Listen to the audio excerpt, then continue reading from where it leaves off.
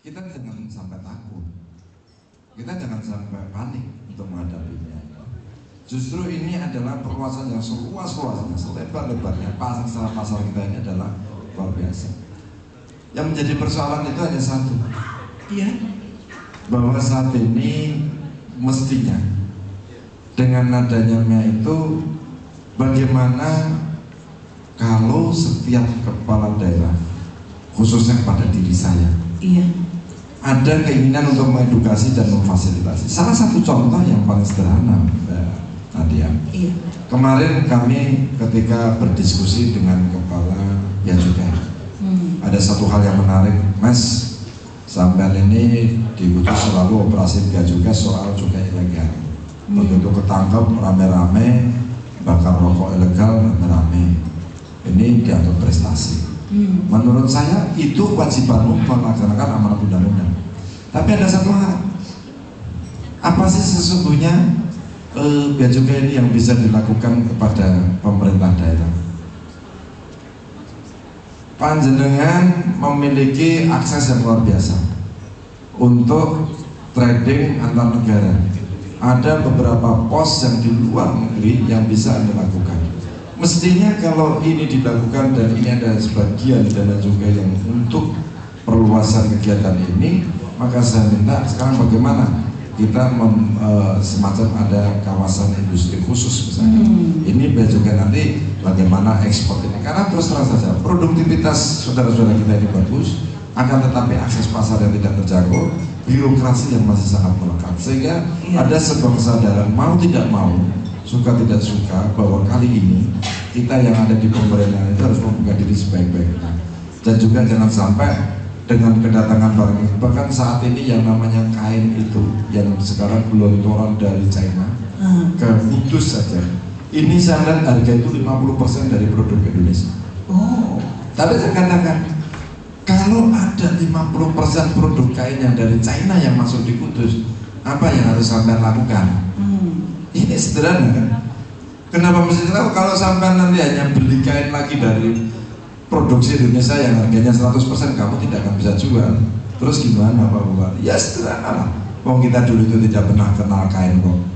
Bangsa kita dulu zaman sebelum merdeka pakai karung aja sudah gak gairah, karung pakai kain yang kasar-kasar saja gagah kok. Sekarang yang harus kita berpikir putar otak kita, bagaimana kita tidak menjual kain itu, tapi bagaimana kita mengakini kain itu untuk kita jadikan barang jadi, barang mentah yang jadi barang jadi. Akhirnya kita hasil produktivitas kita apa? Ya sangat kompetitif.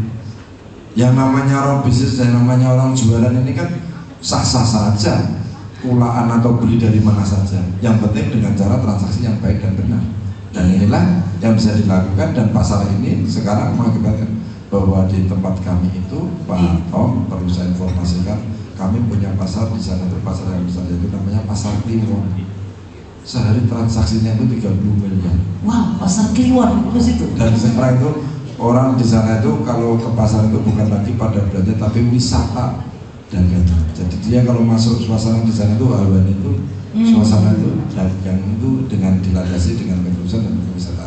Ini yang benar-benar kita lakukan, dan kita memang selalu mengedukasi terus bagaimana setiap saat. Ya saya selalu mengadakan pertemuan berapa bulan sekali, mahun itu selalu saya tanya para pedagang. Harus saya katakan Pak, kalau pedagang itu saya panggilnya para pengusaha, para pengusaha dagang di pasar. Jadi keren ya Pak ya? Sehingga spirit mereka itu harus besar. Saya harus besar, saya harus gimana tidak besar. Tadi saya matur sama beliau, Kudus ini hukumnya kalau ada orang yang tidak kaya itu salahnya sendiri, dosanya sendiri. Itu orang kesehatan, orang malas. Kenapa saya katakan? Loh, silsilahnya itu, sejarahnya itu luar biasa. Zaman Bung Karno, Republik ini sebelum merdeka, siapa yang tidak kenal Niti Sumito? Orang terkaya saat Republik ini, Raja Krakatau. Zaman Orde Baru, Pak Harto, tetangga saya yang namanya Pak Lim Swindong itu Salim Group. Itu tetangga? Oh iya, Sugeng Pol, cuma saya belum seperti dia. Oh seperti saja. Zaman reformasi, sekarang ini Budi Hartono yang punya Jarum dan BCA itu luar biasa.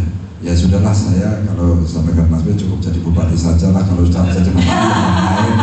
Soal kayak artinya silsilah ini sudah ada, dan istilahnya kalau keturunan ini mudah-mudahan, saya ini mungkin turunan yang ke-8 ya, karena sudah tidak bisa seperti dia. Tapi bagaimana kita harus bisa meraih kekuasaan untuk memfasilitasi masyarakat kita bisa menjadikan ini menjadi sebuah spirit. Jadi selalu saya katakan, Cah Kudus, Wong Kudus, kalau kamu tidak mau bekerja, jangan mengaku orang kudus. Kamu tidak mau berpikir, tidak mau belajar, jangan mengaku orang kudus. Kenapa? Malu dengan pendahulu kita, malu dengan tetangga-tetangga kita.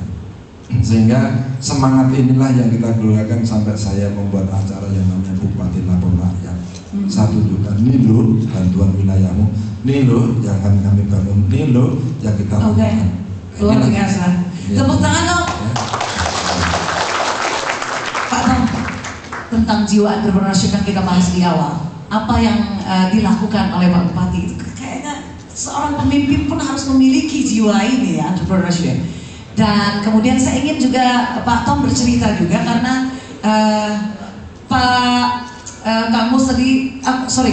Tom sendiri yang ngomong, Anda dulu pernah jadi karyawan, kemudian ada jiwa entrepreneur keluar terbersit dalam diri, akhirnya kemudian sekarang udah usaha sendiri, punya coaching firm ya kan, dan sudah berjaya. Nah, boleh dikisahkan waktu itu karena kita mungkin sana juga lagi mau pada running dan awal-awal nih, sedikit. Jadi untuk semua ya, kalau Anda ingin sukses dalam arti ingin sukses lahir batin lah kalau kata Pak Spri ya, Anda harus punya goal yang gede, harus punya impian yang sangat-sangat besar, harus lebih besar dari kemampuan diri kita sekarang. Jadi kalau misalnya kita sekarang ibu rumah tangga, apa impian besarnya? Misalnya impian besarnya adalah ingin menyekolahkan anak kita ke luar negeri misalnya ya. Dengan impian besar itu, mau nggak mau tidak mau, kita akan memaksakan diri untuk mencari jalan. Jadi waktu saya pertama kali masuk di biro perjalanan, saya pernah dikasih satu, bukan tantangan sih sebetulnya, saya pernah disampaikan begini, Tom, kamu sekolah di mana? Lulusan mana? Kuliah di mana? Saya bilang saya nggak pernah kuliah. Oh, saya nggak pernah kuliah Pak. Saya dulu cuma lulusan extension 6 bulan. Oke. Atasan, ceritanya saya tanya sama bos, saya Pak, untuk menjadi manajer apa sih syaratnya? Saya pengen jadi manajer. Waktu itu jabatan saya asisten supervisor. Lalu kemudian, dan umur saya waktu itu kira-kira 22-an lah, 20-22. Lalu manajer si bos ini, si business ownernya ini mengatakan, kalau saya pilih manajer atau supervisor atau asisten supervisor, siapapun itu yang penting punya jabatan minimum S1. Oh. Dan itu saya terpukul sekali. Saya merasa bahwa kok saya nggak nyesel juga nih, saya kok nggak kuliah gitu kan dulu. Iya. Dan baru menyesal saat itu. Tapi sejak saat itu saya punya satu drive ya, satu motivasi. Apalagi setelah dia katakan begini, wah saya salah milih kamu. Saya salah milih kamu karena kamu tidak sekolah tinggi. Lalu dalam hati saya mengatakan begini, saya bersumpah ya, datangkan siapapun orang yang lulus S1 lalu harus bersaing dan bertanding dengan saya di bidang apapun, baik sales, marketing, operation, tour leader, accounting, finance, saya yakin saya menang meskipun saya nggak sekolah. Sejak hari itu minimum saya baca 4 buku 1 minggu. Minimum, habis dilalang. Jadi dari mulai, karena saya rumah di Bogor, kerja di Jakarta, setiap hari harus naik kereta jam 4 pagi. Dulunya di kereta saya kerek tidur. Sekarang nggak pernah tidur cuma 10 menit. Setelah itu saya pasti baca buku. Jadi cepat banget tuh buku habis, karena perjalanan 1,5 jam, hampir 2 jam. Iya. Lalu saya punya satu janji lain, umur 35, kalau saya tidak jadi general manager, waktu itu supervisor, kalau tidak jadi general manager, saya harus punya usaha sendiri. Saya harus jadi pengusaha. Dan umur 34 saya menjadi vice president. Wow. Umur 34 juga saya memutuskan untuk umur 32 saya menjadi vice president. Umur 34 saya punya usaha sendiri. Wah, malah bersapa ya. Targetnya lebih dari yang lebih dari lebih cepat dari. Jadi intinya drive-nya itu mimpinya apa? Drive, mimpi yang besar, nggak usah takut-takut. Mimpi itu yang gede aja sekalian. Ya. Kang Mus ini juga tadi kan mimpinya gede banget ya. Betul, revolusi mental. Iya, ya, itu sesuatu yang impossible. Mimpi itu gratis katanya. Ya, tapi kita nggak tahu kalau ditelaah Kang Pri di sini kira-kira mimpinya apa, juga orang bingung mimpinya apa ya saya gitu kan. Iya Kang Pri. Iya kan? Iya. Suka-suka mereka yang bermimpi. Tapi begini, Mbak Yu Nadia, saya melengkapi saja di dalam entrepreneurship itu ada energi-energi tua yang nanti faktor leverage-nya Mas Tom ini ahlinya. Tapi saya ini tukang mengamati itu secara intensif untuk kepentingan diri saya sendiri. Misalnya zona menangkap makna itu ya.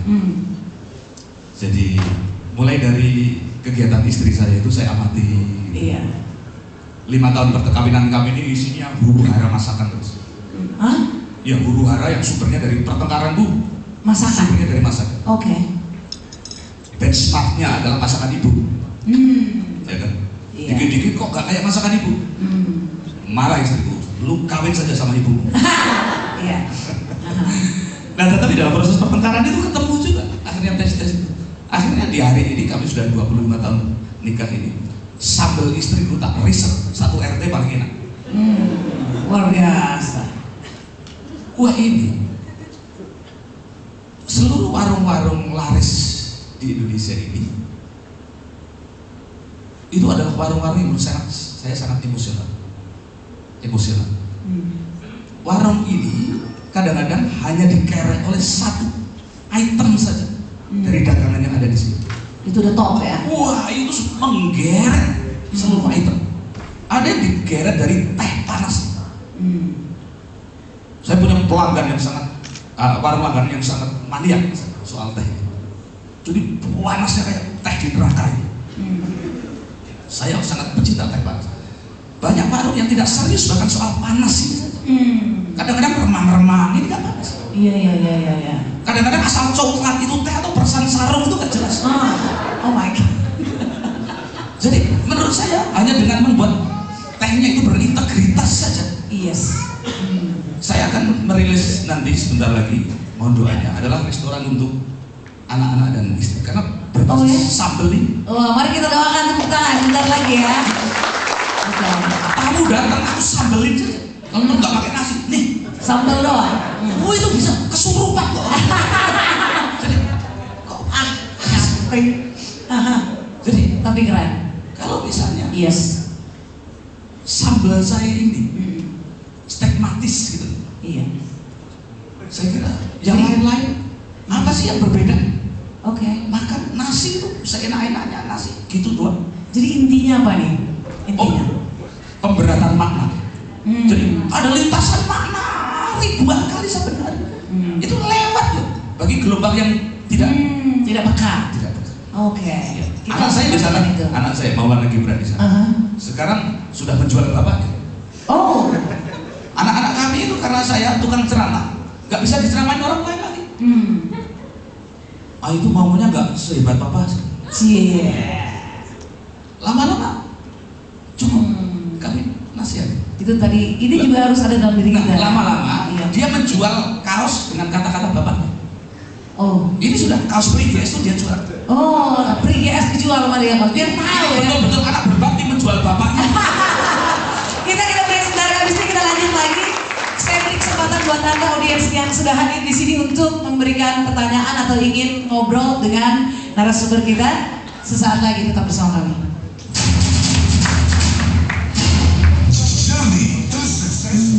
Dan bagaimana cara saya menumbuhkan semangat entrepreneurship untuk anggota saya, dan adakah saran dari bapak-bapak narasumber di sini bisnis yang cocok untuk dijalankan oleh Nama saya Erna, dan saya dari perwakilan Ikatan Wanita Pengusaha Indonesia dari Kota Semarang. IWAPI?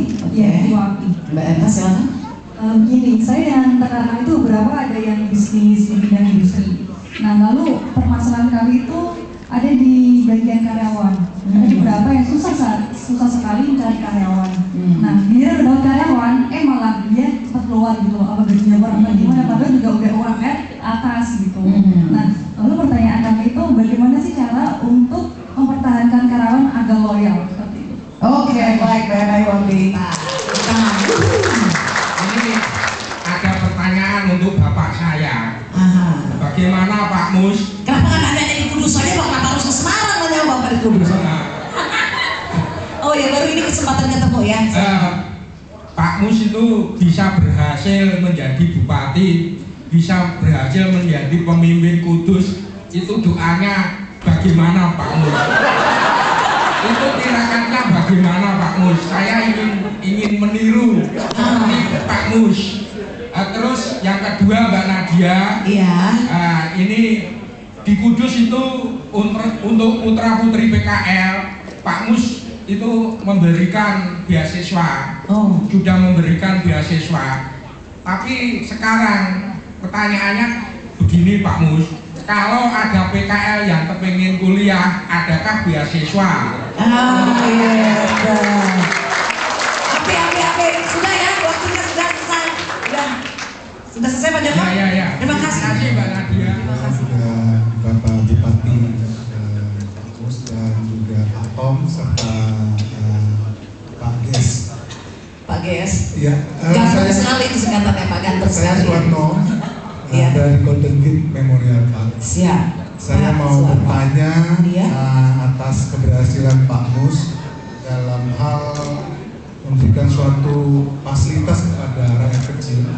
Ya, yang mana ini yang bisa dikatakan, tetapi saya ada yang belum mengerti beberapa contoh dalam menjalankan fasilitas yang diberikan kepada rakyat kecil ini kira-kira minimum kreditnya berapa, maksimum kreditnya berapa, masanya berapa lama, bunganya berapa persen, angsurannya per bulan atau harian, terus sistem pembayarannya on the spot atau di tempat atau di bank.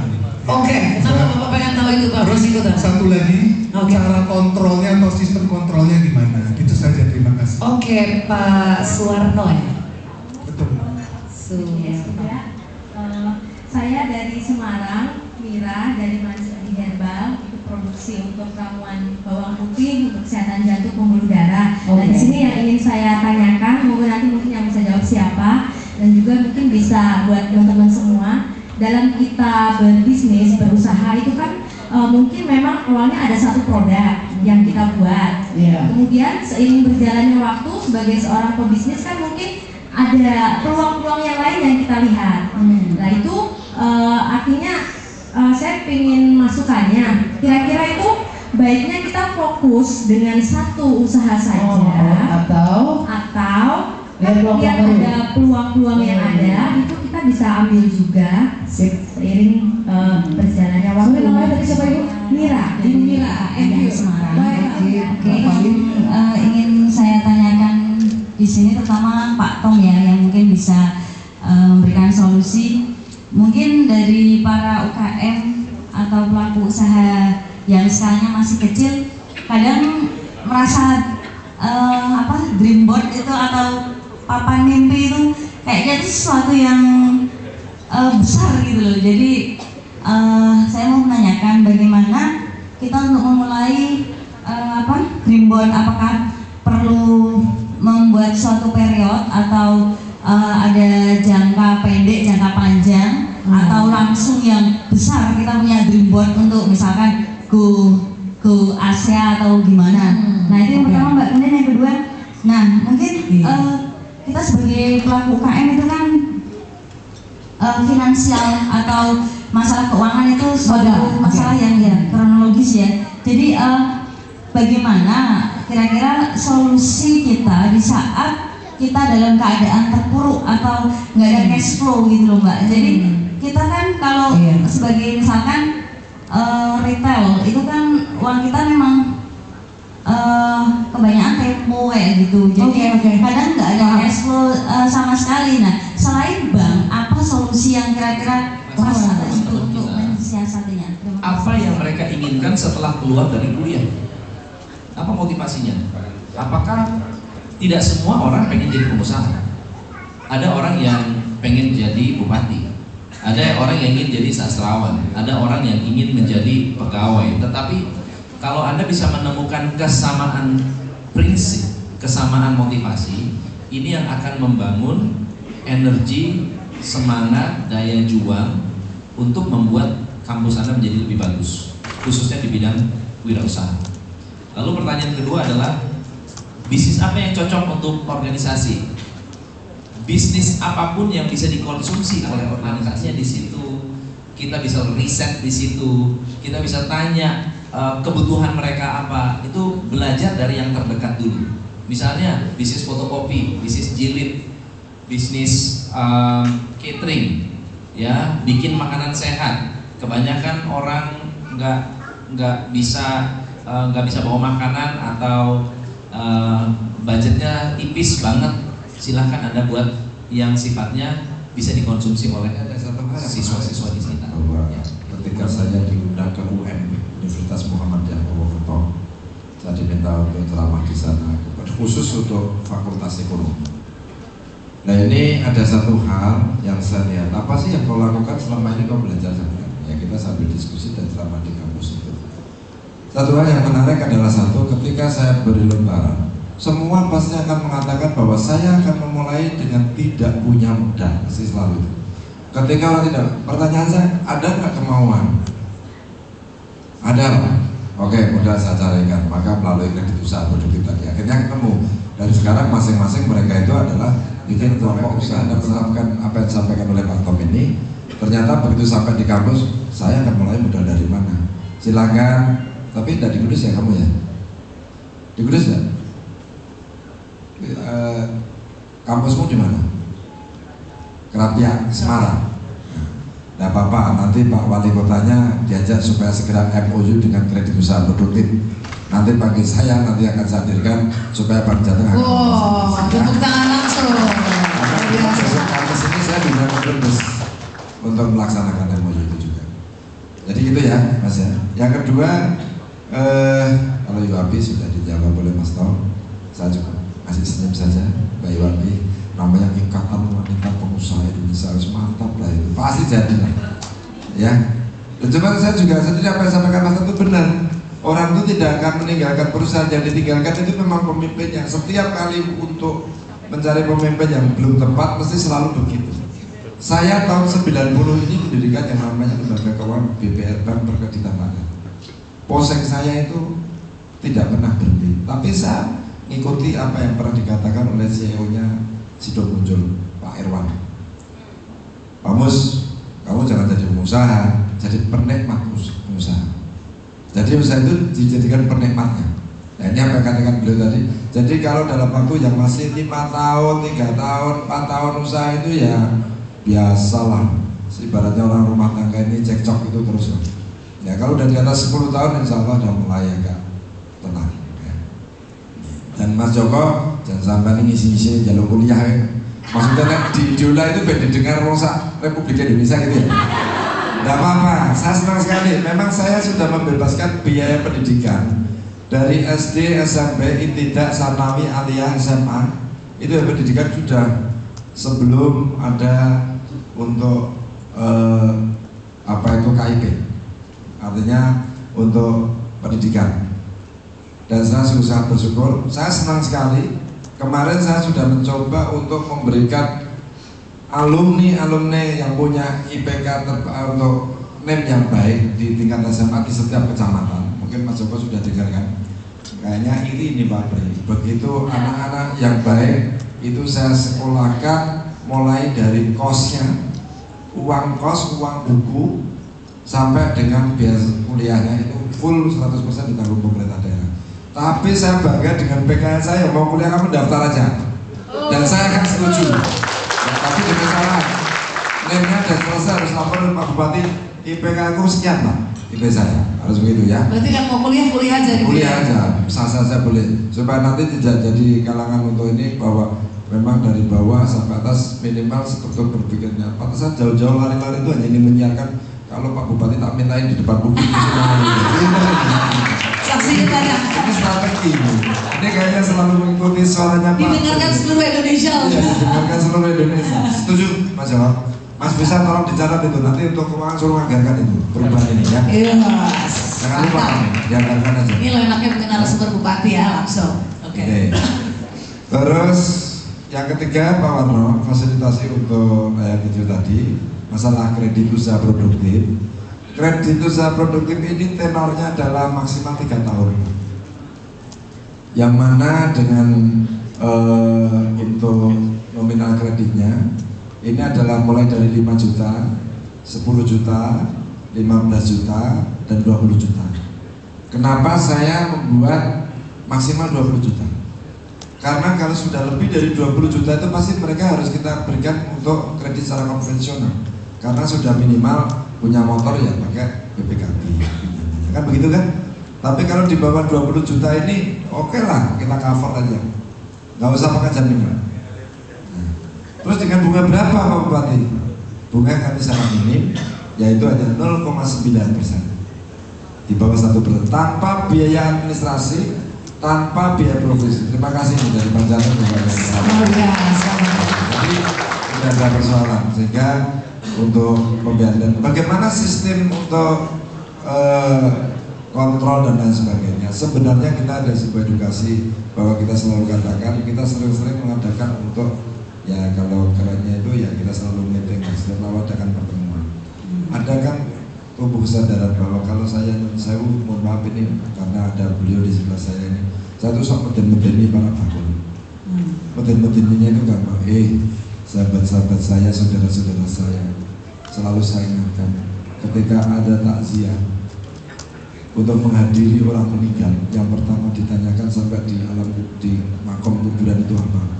Bapak-bapak, ibu-ibu, bapak ini adalah orang baik atau baik? Mesti gitu kan? Nah, terus yang kedua, kalau punya utang, panjenengan akan sahkan atau tidak? Begitu enggak kira-kira? Dibrokan, disahkan enggak? Kalau enggak kan ya utang, nanti masih tinggal utang. Nah, maka jawaban tidak tinggal utang, walaupun ini dijamin asuransi. Kalau orang meninggal itu sudah di cover, dia udah akan ini. Tapi setidaknya kalau dia yang niatnya itu jelek, punya pinjaman tidak mau langsung dalam keadaan kondisi waras, kondisi sehat. Ini yang alat saya untuk menumbuhkan kesadaran seseorang. Makanya mestinya Bang Jantan harus memberikan insentif saya lebih besar Pak. Karena saya marketingnya, saya yang memberikan solusi. Dan Bang Jantan tak jamin dan punya ide seperti ini. Karena apa? Ya bayangkan itu harus ngaji dulu. Ya toh? Yang kedua, kalau tidak ex agen asuransi, mesti daya tahan untuk mencari debitur ini pasti tidak akan mampu. Nah inilah motivasi ini yang mengilhami saya. Dengan cara-cara begini, Pak, semua alhamdulillah semuanya bisa berjalan dengan baik. Untuk itulah harapan saya, tidak ada lain bahwa bagaimana untuk mendidik, memberikan pola pikir, merubah mindset, merubah struktur. Tadi kalau kerennya saat ini adalah revolusi mental, ini semuanya bisa kita laksanakan dengan baik. Ini mungkin. Yes, oke. Tepuk tangan yang meriah Pak Bupati Kudus. Oke, di atas meja Anda itu ada majalah Monex. Monex sedang bekerja sama dengan Radio Idola. Jadi kita ada balihonya di jalan apa ya? Sultan Agung ya?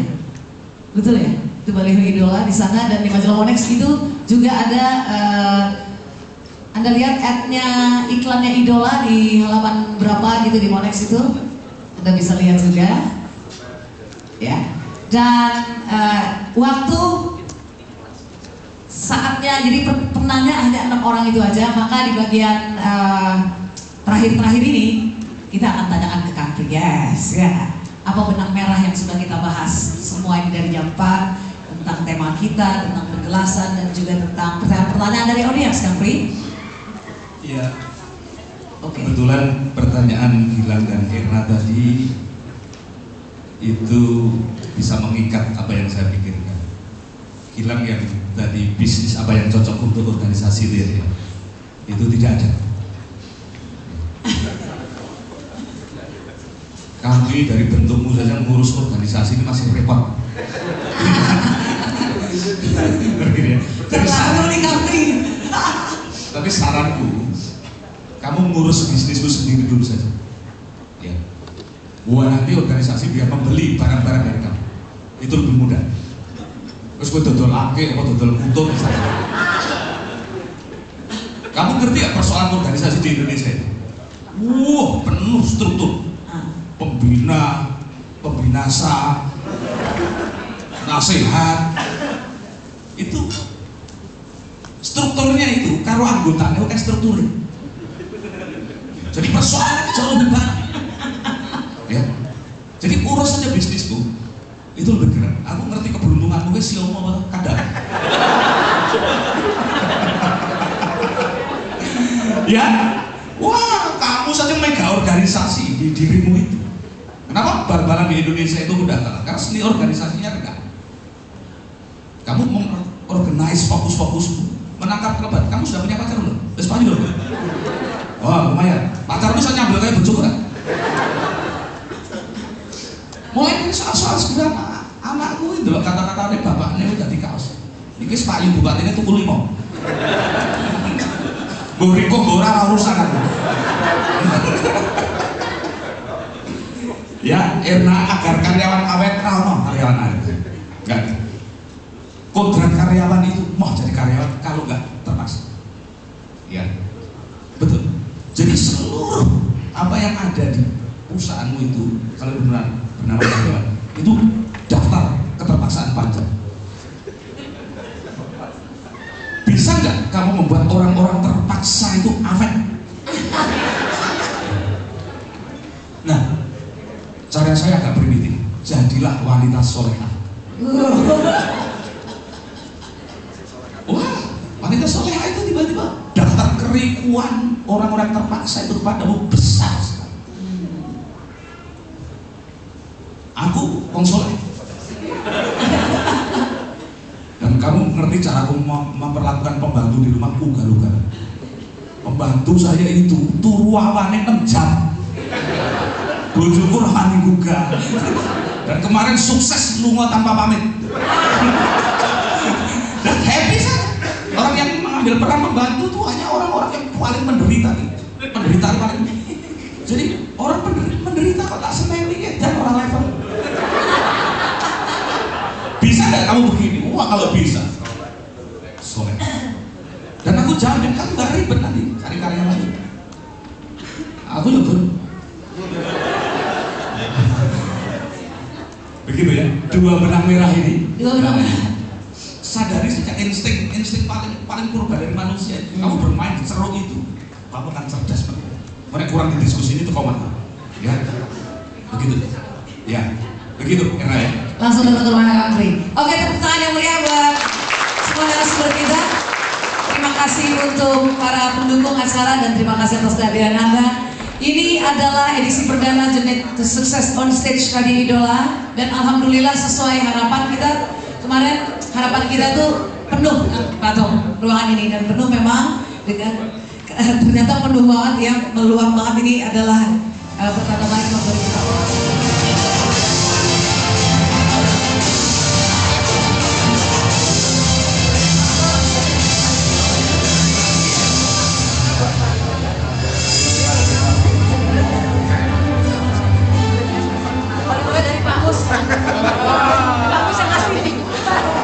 Pak Mus, wah, terima kasih. Diskusi ini kan penting ini deh. Jadi orang itu.